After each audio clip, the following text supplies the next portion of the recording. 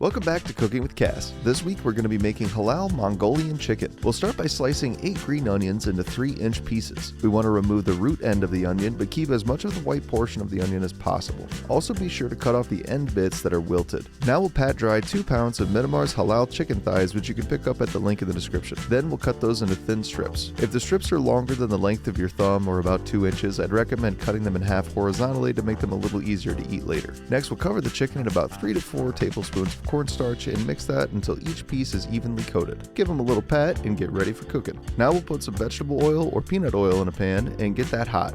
Once the oil is moving quickly across the pan, almost like water, we'll fry our chicken on both sides until it's golden brown. Once those are good and crisp, we'll remove them to a paper-lined plate and set it aside.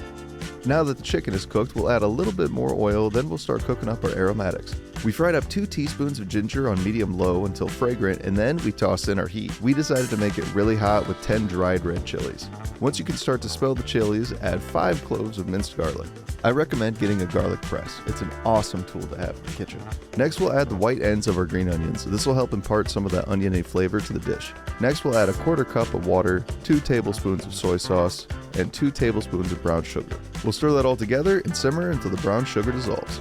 After that, we'll stream in a cornstarch slurry. To make that, combine 1 to 2 tablespoons of cornstarch with about a 1/4 cup of water. This will help our sauce thicken. We'll let that simmer for a bit or until the sauce can coat the back of a spoon. Once that's ready, we'll add our chicken and remaining green onions, toss to coat, and serve with white rice. And that's it for this week's recipe. Make sure to pick up your halal needs at the link in the description, and we'll see you next week with another great halal recipe.